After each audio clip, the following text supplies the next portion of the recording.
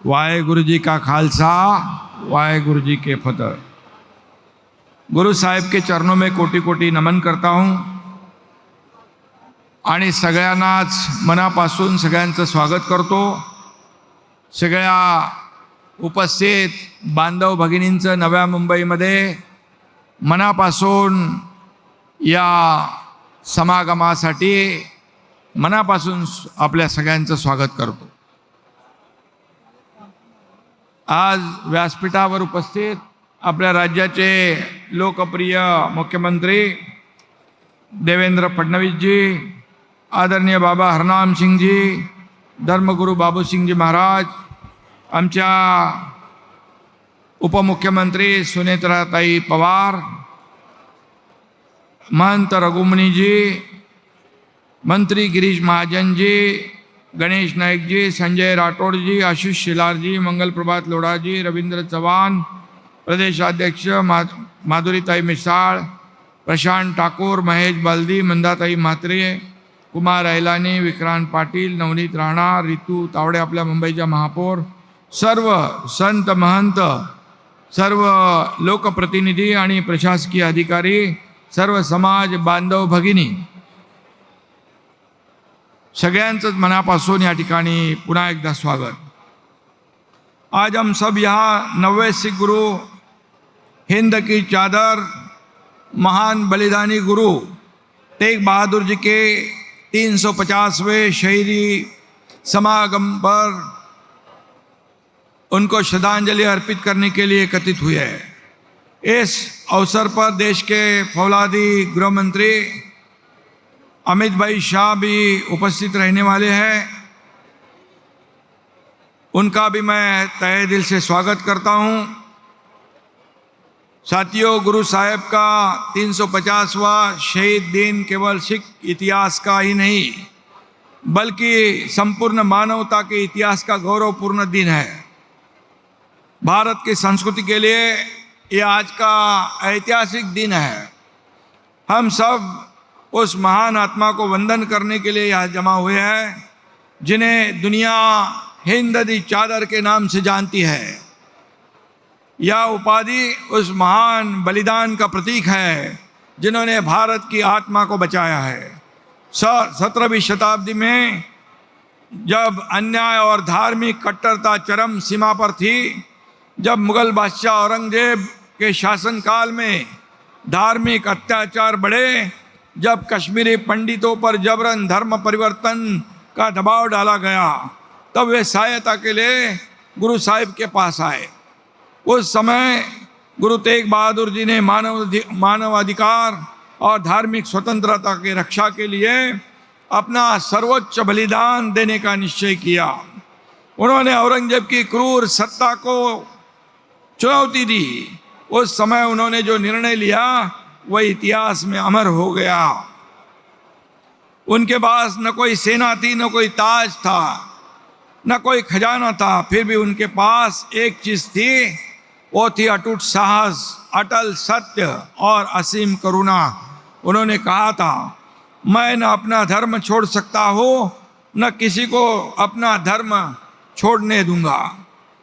शीश कटा सकते हैं लेकिन शीश झुका सकते नहीं। ऐसे उन्होंने उस वक्त जो काम किया है उसे सभी के लिए ये गौरव की बात है। और उन्होंने कहा, मैं हिंदुस्तान की रक्षा करने के लिए आया हूँ। और फिर दिल्ली की चांदनी चौक में लाखों लोगों के सामने उन्होंने अपना शीश कलम करवा दिया, न कि अपनी जान बचाने के लिए बल्कि इसलिए कि हर इंसान की आस्था, हर इंसान का धर्म, हर इंसान का स्वाभिमान सुरक्षित रहे। यह शहादत सिर्फ सिखों की नहीं थी, यह शहादत सिर्फ हिंदुओं की नहीं थी, यह शहादत पूरे हिंदुस्तान की थी, पूरे मानवता की थी। इसलिए उन्हें हिंद की चादर कहा गया। ये हमारे लिए बहुत ही बड़ी गर्व की बात है। और आज हम देखते हैं कि छोटी छोटी बातों पर लड़ाई झगड़े होते हैं। जब हम आपस में बट जाते हैं तब गुरु तेग बहादुर जी की हमें याद आती है। सच्चा धर्म वही है जो दूसरों के धर्म का सम्मान करता है, दूसरों के धर्म की रक्षा करता है। सच्ची बहादुरी वही है जो बिना स्वार्थ दूसरों की रक्षा करता है। एक प्रेरणादायी प्रसंग आप सबको पता होगा। गुरुजी तेग बहादुर जी जब असम और बंगाल की यात्रा पर निकले थे, वह स्थानीय राजा और जमींदारों द्वारा लोगों पर अत्याचार हो रहे थे, जुल्म हो रहे थे। एक जगह निर्दयी जमींदार गरीब किसानों को जबरन मजदूरी करवा रहा था, उनकी जमीन हड़प रहा था। गुरु तेग बहादुर जी ने बिना किसी हथियार के, सिर्फ सत्य और शांति के बल पर उस जमींदार के सामने खड़े होकर कहा, अन्याय किसी के साथ नहीं सहा जाएगा। उनके शब्दों और व्यक्तित्व में इतनी ताकत थी कि वह जमींदार झुक गया, लोगों को उनकी जमीन वापस मिल गई, अत्याचार बंद हुए। यही ताकत गुरु तेग बहादुर सिंह जी के वाणी में थी। यह प्रसंग बताता है कि सच्ची ताकत बंदूक में नहीं बल्कि सत्य और न्याय की आवाज में होती है। गुरु तेग बहादुर जी ने साबित किया कि एक अकेला इंसान भी अगर सत्य पर अड़िग हो तो सब अन्याय को, पूरे अत्याचार को रोक सकता है। गुरु तेग बहादुर जी के इस विचारों को जन जन तक पहुंचाने के लिए हमारी महायुति सरकार पूरे प्रतिबद्ध है। सरकार ने ये ऐसे डिजिटल कई रथ गांव गांव में जाकर जन जागरण करेंगे। हमारे गुरु तेग बहादुर जी का जो काम है उसको पूरे दुनिया में, हमारे महाराष्ट्र में जन जन तक पहुंचाएंगे। इस अभियान के माध्यम से हम सिंधी, बंजारा, वाल्मीकि, लबाना और शिकलगार जैसे कई अन्य भी समाज को एक सूत्र में पिरोने का काम कर रहे हैं। और इसलिए भाई और बहनों, महाराष्ट्र और पंजाब का गहरा रिश्ता है।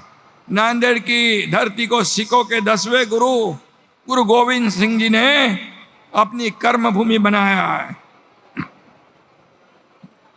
इस पवित्र स्थान पर उन्होंने सिख पंथ को आदेश दिया था, सब सिक्कन को हुक्म है, गुरु मान्यो ग्रंथ, गुरु मान्यो ग्रंथ।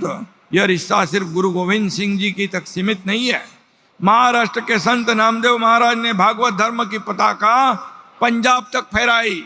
हमारे सिख भाइयों के साथ तो हमारे बाला साहब जी का रिश्ता बहुत पुराना है। 1984 में तत्कालीन प्रधानमंत्री श्रीमती इंदिरा गांधी जी की हत्या के बाद देश के विभिन्न हिस्सों में सिख विरोधी दंगे भड़के थे। उस समय हिंदू हृदय सम्राट बाला साहेब ठाकरे जी ने सिख समुदाय की रक्षा के लिए शिवसेना कार्यकर्ताओं को मुंबई के सड़कों पर तैनात किया था। ये सभी लोगों को पता है। घुमान से भी हमारी व्यक्तिगत यादें जुड़ी हुई है। मैं खुद को बहुत भाग्यशाली समझता हूँ।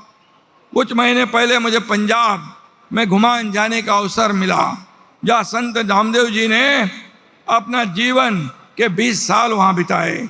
वह संत नामदेव जी के 755वें प्रकाशोत्सव के मौके पर मुझे संत नामदेव महाराष्ट्र सदन का भूमि पूजन करने का सौभाग्य मिला।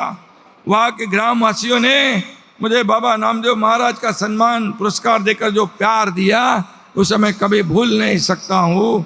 महाराष्ट्र सरकार घुमान को देश के पर्यटन के नक्शे पर लाने के लिए सारी कोशिश करेंगे। यह हमारी श्रद्धा है।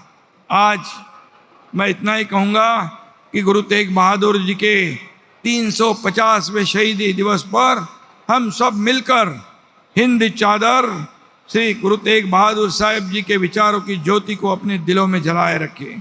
तो आइए हम सब आज संकल्प करें कि हम अपनी आस्था को कभी कमजोर नहीं होने देंगे। हम किसी के धर्म, किसी की पहचान पर हमला भी बर्दाश्त नहीं करेंगे। हम एक दूसरे की रक्षा करेंगे। ऐसे हिंद चादर ने पूरे हिंदुस्तान की रक्षा की थी। आइए हम सबका मिलकर कहे, जो बोले सो निहाल, सत श्री अकाल। जय हिंद, जय महाराष्ट्र।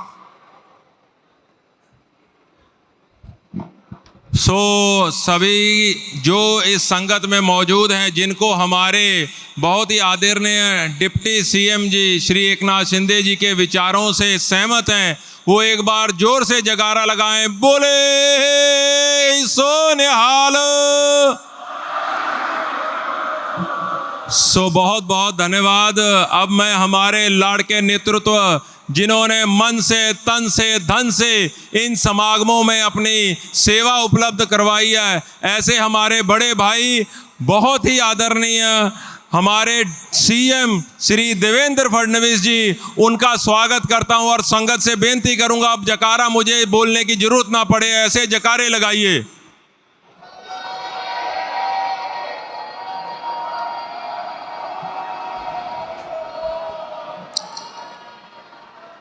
बोले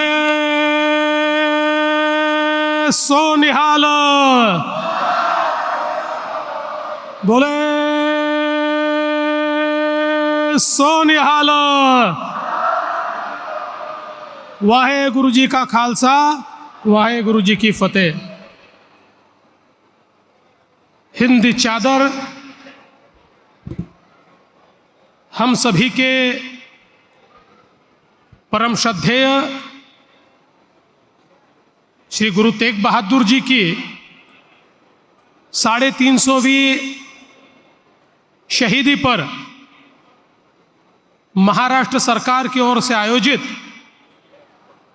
इस कार्यक्रम में मंच पर उपस्थित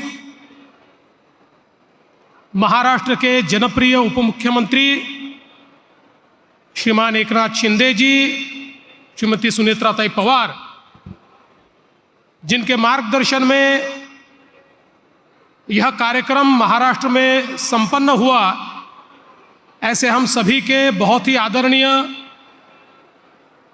दमदमी टकसाल के मुखी बाबा हरनाम सिंह जी, शरदराव ढोले जी, बाबू सिंह महाराज जी, महंत रघुमुनि जी, मेरे साथी गिरीश महाजन जी, रविंद्र चौहान जी, गणेश नाइक जी, आशीष शेलार जी, मंगल प्रभात लोढ़ा जी, संजय राठौड़ जी, माधुरीताई मिसाळ, रितुताई तावड़े, मंदाताई मात्रे, नितिन पाटिल, रामशेठ ठाकुर जी, प्रशांत ठाकुर जी, महेश बाल्डी जी, कुमार ऐलानी जी, विक्रांत पाटिल जी, श्रीमती नवनीत राणा, श्री जसपाल सिंह, श्री हैप्पी सिंह, श्री जे.एम. म्हात्रे, श्री अविनाश कोड़ी, और इस कार्यक्रम को आयोजित करने में जिन्होंने बहुत ही मेहनत की, ऐसे हमारे रामेश्वर नाइक जी, मंचासीन सभी महानुभाव, इस संगत में पधारे हुए सभी नानक नाम लेवा ऐसी संगत के बहनों और भाइयों, आज का यह कार्यक्रम हम सभी के लिए बहुत ही महत्वपूर्ण भी है और श्रद्धा का भी विषय है। जिस समय महाराष्ट्र में हमारी सरकार ने तय किया कि हिंद की चादर हमारे 9वें गुरु तेग बहादुर साहिब जी, जिन्होंने इस भारत के सनातन को बचाने के लिए, हिंदुओं को बचाने के लिए, धर्म और संस्कृति को बचाने के लिए अपना शीश काटकर बलिदान दे दिया, उनकी शहीदी पर पूरे महाराष्ट्र में शहीदी समागम हो, महाराष्ट्र के हर बच्चे को, हर जवान को, हर माता बहन को, हर नागरिक को ये पता चले कि आज हम लोग शान से जीते हैं, आज हम अपनी आस्था का पालन करते हैं, आज हम हमारे मंदिर और गुरुद्वारे में जाते हैं, तो ये हम इसलिए कर पा रहे हैं कि कहीं ना कहीं 1675 में हमारे गुरुजी ने हमें बचाने के लिए शहादत दी, और उस शहादत के कारण आज हम अपनी आस्था को बचा पाए हैं।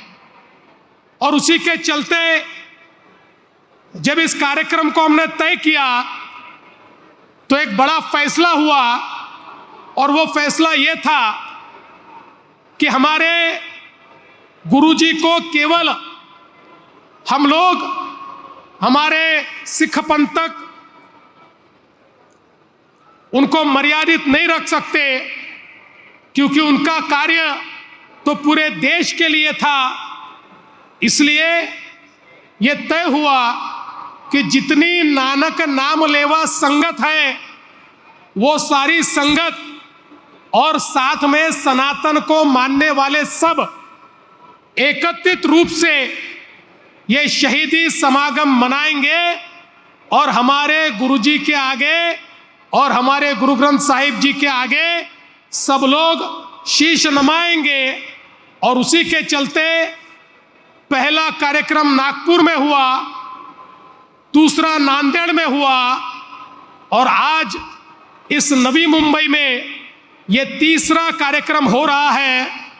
और मुझे बहुत खुशी है कि इस कार्यक्रम में हमारा सिख समाज, सिकलीकर समाज, बंजारा, लबाड़ा, मोहियाल, वाल्मीकि, सिंधी, सारे के सारे हमारे नानक नाम लेवा समाज, भगत नामदेव को मानने वाले उदासी, ऐसे 8 बड़े समाज एकत्रित आए और सबने मिलकर संगत में शिरकत की।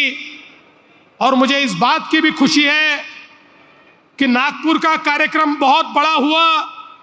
हमको लगा इतना बड़ा कार्यक्रम हुआ, लेकिन उसका भी रिकॉर्ड नांदेड़ के कार्यक्रम ने तोड़ा, जहां पर हमारे दशम गुरु गोविंद सिंह जी साहिब को हम लोगों ने नमन किया, उनके चरणों में शीश नमाया।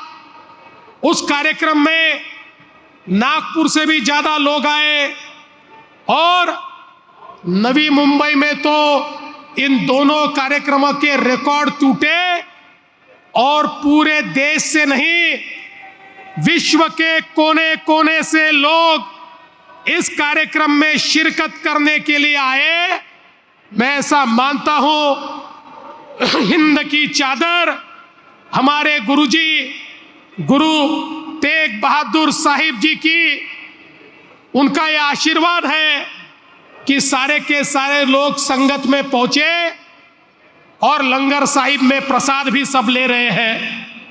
हम जानते हैं जिस समय जुल्मी औरंगजेब ने भारत के अंदर हिंदुओं को प्रताड़ित करना शुरू किया, उनका धर्म परिवर्तन करना शुरू किया, उनके ऊपर अलग अलग प्रकार के टैक्स लगाए, उनको एक ही शर्त लगी, या तो धर्म छोड़कर मुसलमान बन जाओ या फिर मेरे अत्याचारों के लिए तैयार रहो। ऐसे समय हमारे कश्मीर के पंडितों को ये लगा कि अब हमारे विचार को, हमारे धर्म को, हमारी संस्कृति को अगर बचाना है तो देश में एक व्यक्ति है जो हमें संरक्षण दे सकते हैं। और उनको याद आई गुरु तेग बहादुर साहिब जी की, जिनके पास ये सारे के सारे लोग पहुंचे और उन्होंने गुरुजी को कहा हमको बचाइए, हमारे धर्म को बचाइए, हमारी आस्था को बचाइए। और गुरुजी ने उसी समय उनको आश्वस्त किया, आप चिंता मत करिए, हम आपको बचाएंगे। और उनको बचाने के लिए गुरुजी ने दिल्ली की ओर कूच की। हम सब लोग उस इतिहास को जानते हैं।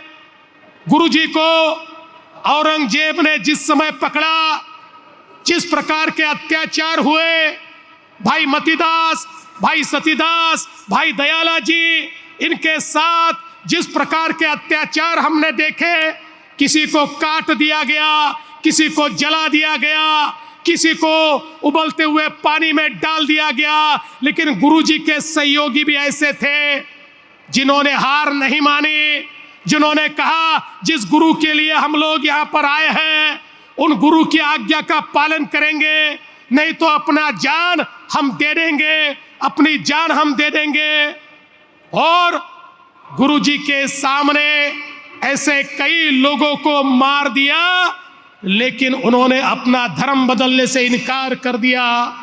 गुरु जी को प्रताड़ित किया गया, इतनी अलग अलग प्रकार की प्रताड़नाएं गुरु जी को दी गई, लेकिन गुरु जी ने जो एक ओंकार है, जो हमारा निरंकार है, जो हमारा धर्म है, उसको छोड़ने से इनकार कर दिया और गुरु जी ने वहां पर अपनी शहादत दी। हम सब लोग जानते हैं गुरु जी का शीश काट दिया गया, चांदनी चौक में, भरे चौक में गुरु जी का शीश काट दिया गया। आज जहां हमारा गुरुद्वारा है शीशगंज, वहां पर गुरु जी का शीश काट दिया गया और काटने के बाद भी औरंगजेब ने कहा कोई भी इनके शरीर को हाथ नहीं लगाएगा, कोई भी इनका अंतिम संस्कार नहीं करेगा। लेकिन गुरु जी के इतने भगत थे कि उनमें से हम लोग जानते हैं लकीशा बंजारा जी ने उस समय गुरु जी के उस शरीर को अपने घर में ले जाकर, और जानते थे औरंगजेब अंतिम संस्कार नहीं करने देगा, तो अपने पूरे घर को आग लगा दी और वहां उनका अंतिम संस्कार किया। इस प्रकार से हमारे गुरुजी ने हमारे लिए शहादत दी।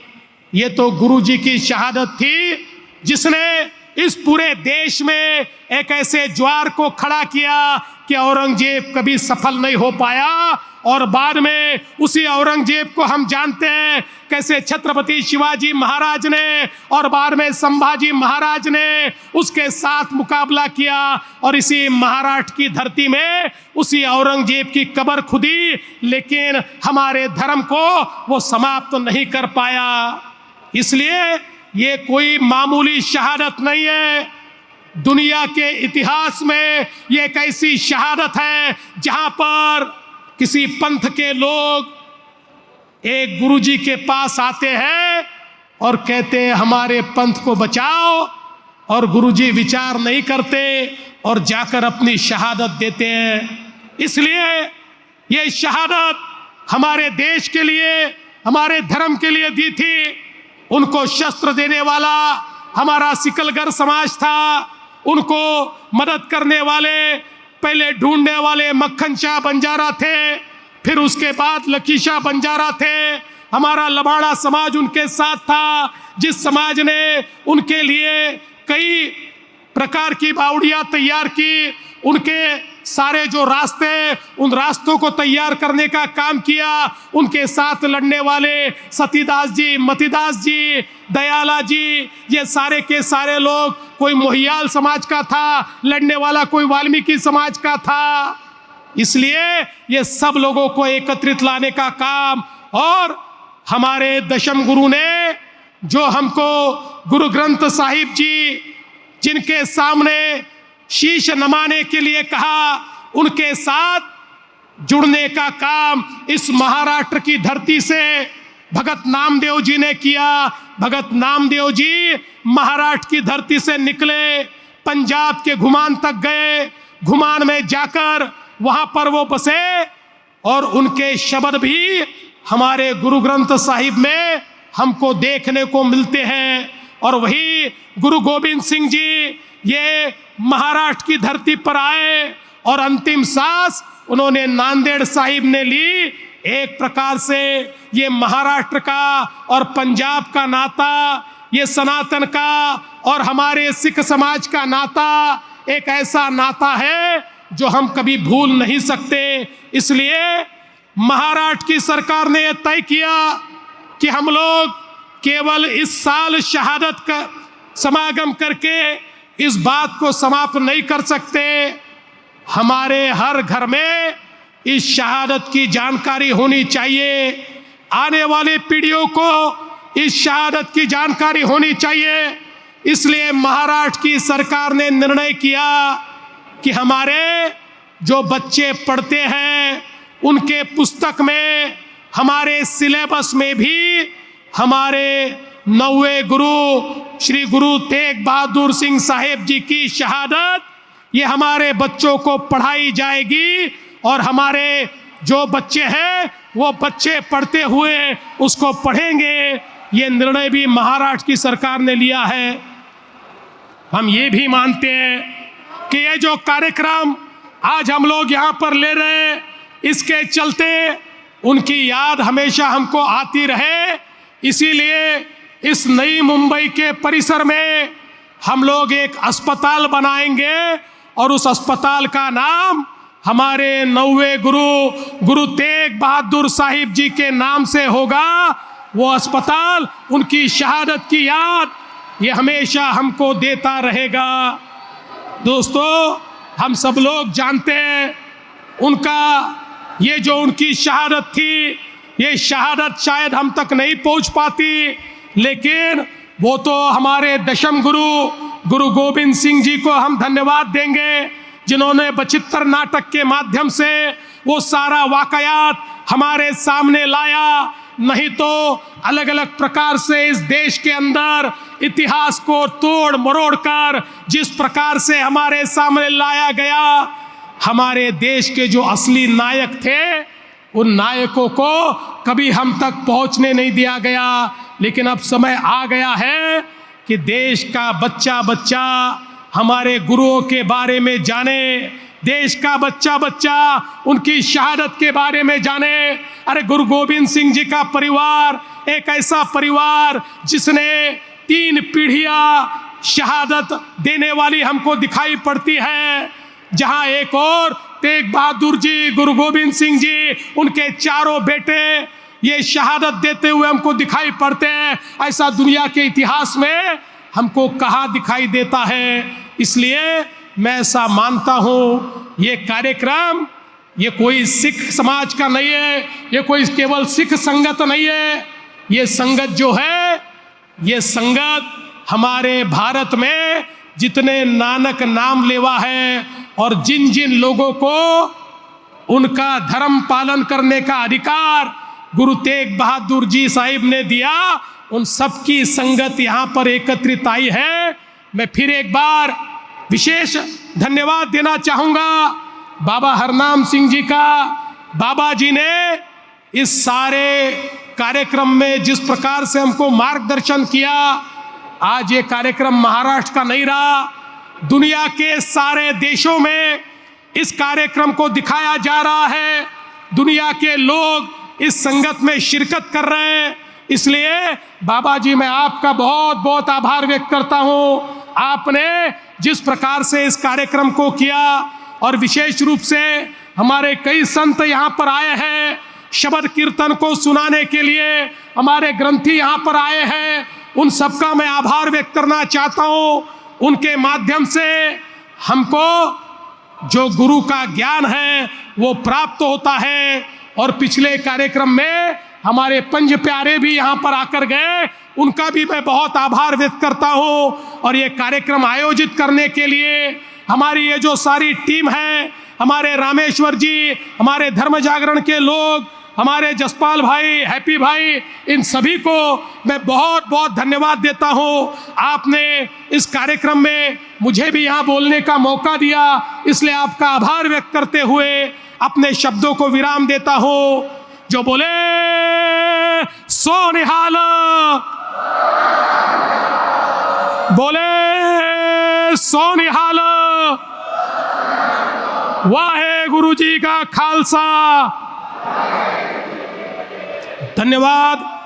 जय हिंद, जय महाराष्ट्र।